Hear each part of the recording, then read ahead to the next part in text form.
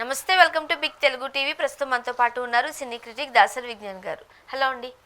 ప్రతిరోజు మనం క్రైమ్స్ గురించి 4-5 టాపిక్స్ మాట్లాడుతున్నాం. ఎక్కడో చోట ఏదో ఒక క్రైమ్ జరుగుతూనే ఉంది. బట్ కొన్ని క్రైమ్స్ మాత్రం మనం జీర్ణించుకోలేం. ఇంటర్ విద్యార్థిని ఇన్స్టాలో పరిచయం, నెల రోజులు మాత్రమే చంపేశారు, తగలబెట్టి చంపేశారు. అసలు ఏం జరిగింది? ఈ కేసుని దఫాలుగా చూస్తే అమ్మాయి మాత్రం లేదు మన దగ్గర ఇప్పుడు ఎంత మాట్లాడుకున్నా కూడా. సో తన్మయ్య అనే అమ్మాయి అనంతపురం కూడేరు, అక్కడ టీవీ టవర్ దగ్గర రామకృష్ణ కాలనీ, లక్ష్మీపతి అండ్ అరుణ అనే వాళ్ళకి అమ్మాయి, వీళ్ళకి 2 పిల్లలు, అబ్బాయి అమ్మాయి. ఈ పాప ఇప్పుడు ఇంటర్ సెకండ్ ఇయర్ చదువుతుందని చెప్పారు, బట్ 19 years. ఓకే, కొంచెం లేట్గానో అటు ఇటుగా చదువు ఉండొచ్చు, లేదా బయట నుంచి డైరెక్ట్గా కూడా ఎగ్జామ్స్ రాసి ఉండొచ్చు. సెకండ్ ఇయర్ ప్రజెంట్ చదువుతూ ఉంది. ఒక నెల క్రితం ఇన్స్టాలో ఎవరో అబ్బాయి పరిచయం అయ్యాడు. అండ్ విచిత్రం ఏంటంటే వేరే ఛానల్ వాళ్ళు వీళ్ళ అమ్మని మాట్లాడించడానికి వెళ్ళినప్పుడు నేను పొద్దున్న చూసా, అతను ఎవరో ఇన్స్టాలో పరిచయం అంట అని ఆవిడ చెప్పింది. అంటే వాళ్ళ అమ్మగారికి తెలుసు, బట్ ఇన్స్టా అని పేరెంట్స్కి తెలియదు కదా వాళ్ళకి. మరి ఆమె ఇన్స్టా అన్న పేరు తీసింది, ఇన్స్టా అనే పేరే తీసింది. నెక్స్ట్ తర్వాత నైట్ పక్క వాళ్ళు చెప్పారండి, మా అమ్మాయి అక్కడికి వెళ్ళి ఎవరిదో బైక్ ఎక్కి వెళ్ళిందట, వాళ్ళు వీళ్ళు చెప్తే విన్నాము అని అన్నారు.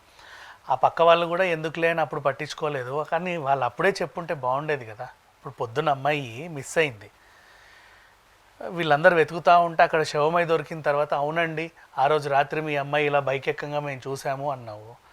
9:30కి ఆడపిల్ల, పక్కింటి ఆడపిల్ల, నీ ఇంటి ఆడపిల్ల బండెక్కి వెళ్తూ ఉంది. ఒక్క మూట కనుక్కోవాలనిపించలేదా? మీ ఇంటి పక్క వాళ్ళు ఏం కొత్తగా వచ్చారా, ఎప్పటి నుంచో ఉంటున్నారు కదా, ఒక్క మాట అడగాలనిపించలేదా? అక్కడ ఇంకొకటి, నీకు కూడా ఒక కూతురు ఉంటుందిగా. అలా కాదు, ఊళ్ళల్లో పలానా వాళ్ళు వేరే వాళ్ళు బండెక్కి వెళ్ళిపోతున్నారు, అది పెద్ద తప్పుగా చూస్తారని. తప్పు మీరు మాట్లాడుకోవడానికి, వదిలేస్తారు, ఎంటర్టైన్ అవ్వడానికి మీకు పనికి వస్తుంది ఆ టాపిక్. అంటే వాళ్ళ ఆ పక్కింటితో మాట్లాడి ఎంటర్టైన్ అవుతావు, ఇలా జరిగిందంట అని. ఆ ఎదురింటితో మాట్లాడి ఎంటర్టైన్ అవుతావు. ఆ ఎంటర్టైన్మెంట్ యాంగిల్ పక్కన పెట్టి ఈ ఇంటికి చెబితే, లేదా ఆ పిల్లకన్నా చెబితే ఆ పిల్ల బతుకుండేది. అట్లీస్ట్ ఎక్కడికి వెళ్తున్నామమ్మా అని అడుగున్నా బాగుంది. బట్ ఊళ్ళలో అడగరులే, అడగకుమా కనీసం. ఇంట్లో మీ అమ్మాయి ఇట్లా వెళ్ళడం చూసాం మీకు తెలుసా, చెప్పే వెళ్ళిందా, ఒక్క మాట, ఒకటే ఒక మాట. అంటే వీళ్ళకి ఇంకోటి ఏంటంటే ఇరుగు పొరుగు వాళ్ళకి మాటలు ఉండవు. కొన్ని సందర్భాల్లో వాకిలి విషయంలోనో, బైక్ పార్కింగ్ విషయంలో, ముగ్గుల విషయంలో చిన్న గొడవలు వస్తాయి. అప్పుడు వాళ్ళ ఇంట్లో ఏదన్నా అయితే వీళ్ళకి తెగ ఆనందం, ఏం జరిగినా సరే వాట్ ఎవర్.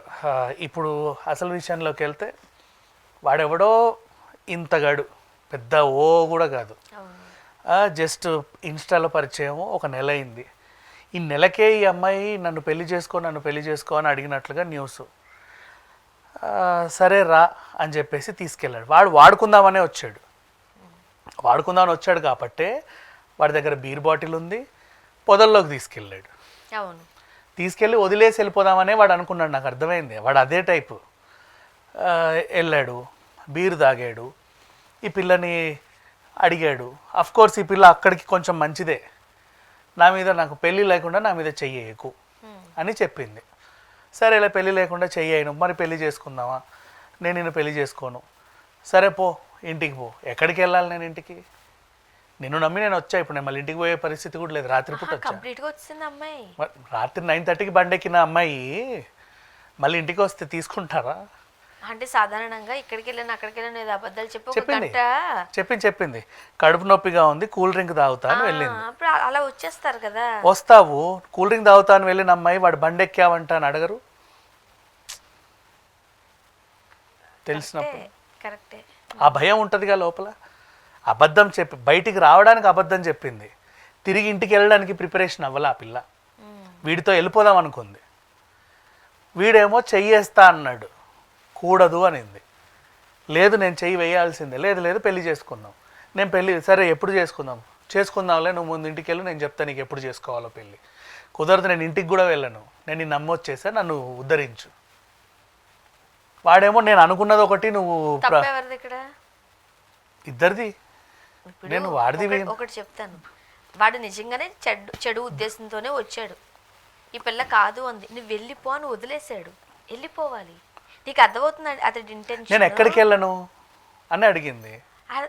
నువ్వు ఇంత జటిలంగా మాట్లాడుతున్నప్పుడు వాడితే వెళ్తే నీకు లైఫ్ ఎక్కడ ఉంటుంది? అమ్మ కొడుతుంది, తిడుతుంది, ఏదో ఒకటి అంటారు, అనకుండా ఎవరు ఉండరు. ఓ 2 రోజులు ఉంటుంది, 3వ రోజు కూతురని దగ్గర తీసుకోదా? వాడితోనే వెళ్ళిపోవాలన్న పంతం ఏంటి? వద్దు అని చెప్తున్నాడుగా. వాడితో వెళ్ళాలని ఉద్దేశం కాదనుకుంటా, ఇంటికి వెళ్తే కొడతారేమో అన్న భయం. కొడతారు మరి, భయం వచ్చినప్పుడు ఖచ్చితంగా అది ఉంటది. అక్కడ తల్లిదండ్రే కాదు, అన్నో తమ్ముడు కూడా ఉన్నాడు, వాడు కొడతారు. 2 రోజులు చెతకేస్తారు, కానీ ప్రాణం ముఖ్యం కదా నీకు. సరే వాడు మనం అలా చేద్దాం ఇలా చేద్దాం అని పిచ్చి మాటలు నమ్మి పట్టుకెళ్ళిపోతే అది వేరే విషయం. వాడు వెళ్ళిపోమని చెప్తున్నాడు అంట కదా.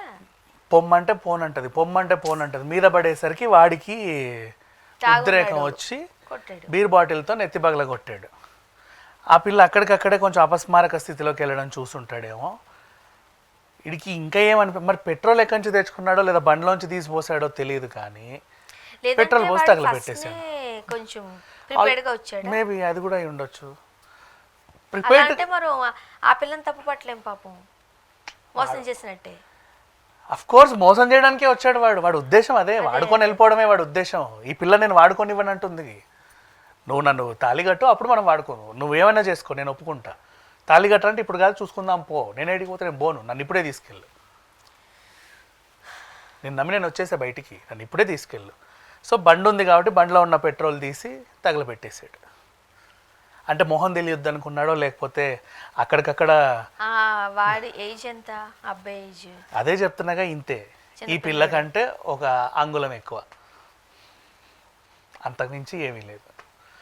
వాడికి ఆల్రెడీ పెళ్ళయింది అని చెప్పేసి న్యూస్ వస్తుంది ఒకడికి. ఇంకొకడు కూడా ఉన్నాడంట దీంట్లో, ఈ క్రైమ్లో. ఇద్దరు, నరేష్ అనే ఒకడు, ఇంకొకడు తోడు పట్టుకుని వెళ్ళినట్టున్నాడు. అయితే మరి వాడెక్కడి నుంచి వచ్చాడో తెలియదు, వీడెక్కడి నుంచి వచ్చాడో తెలియదు. పోలీసులు అయితే దర్యాప్తు చేస్తున్నాడు. అందులో ఒకడు నేరాన్ని అంగీకరించాడని ఒక న్యూస్ వచ్చింది. అంగీకరించు, ఏమన్నా చెయ్యి, ఒక పిల్లని నువ్వు తీసుకెళ్ళి నెత్తి పగల కొట్టి తగలబెట్టడం ఏంటి అని. రానంటే సరే బండి ఎక్కించుకో అని చెప్పి సిదా వాళ్ళ ఇంటికి వచ్చి డ్రాప్ చేసి వెళ్ళిపోయినా బాగుంది. అక్కడ వదిలేసిన అయిపోయేది. ఆవిడకు గట్టిగా అరవని కూడా అరవలేదు అక్కడ, ఎక్కడ వాళ్ళ ఇంట్లో వాళ్ళు బయటికి వస్తారేమో అని. అలా కూడా చేసి ఉండొచ్చు. లేకపోతే వీళ్ళు కొంచెం మొండికేసి నేను బండి మీదకి వెళ్ళి దూకేస్తా అంటారు. అవును, సిచ్యువేషన్స్ ఇప్పుడు ఇంత ఆలోచించడానికి ఏళ్ళ తరబడి ఒక కఠోర ప్రేమ కూడా లేదు ఇక్కడ. అదే నెల, అది కూడా పోని వాడు చిన్నప్పటి నుంచి స్కూల్ మేటో, కాలేజ్ మేటో, వీధి మేటో, ఇంటెనక మేటో కూడా కాదు. ఆఫ్టర్ ఆల్ ఒక అడ్రస్ లేని మేట వాడు. ఇన్స్టాలో పరిచయం, ముక్కు మూతి కూడా సరిగ్గా తెలియని మనిషి. పిల్ల ప్రాణం పోయింది. నాకు అంటే ఇప్పుడు ఖచ్చితంగా అబ్బాయి అలా చేశాడు ఇలా చేశాడు ఇవన్నీ మాట్లాడతారు, కరెక్టే, అబ్బాయిదే తప్పు. కానీ ఎంత కాదన్న ఆడపిల్ల 1-10 సార్లు ఆలోచించుకోవాలేమో అనిపిస్తుంది. ఇప్పుడు దీనివల్ల నేర్చుకోవాల్సిందే అది. ఇక్కడ తన్మయ్యకి ఏమైంది, మనందరం వాడిని ఏం చేయాలి, వాడిని ఉరి తీయాలా, వాడిని చంపేయాలా కాదు. ఇంకో తన్మయ్యి ఇంటి గడప దాటేటప్పుడు 1 నిమిషం ఆలోచించినా ప్రాణం మిగులుద్ది, పరువు మిగులుద్ది, అన్నీ ఉంటాయి. 1-2 అని చెప్పలేము. Thank you.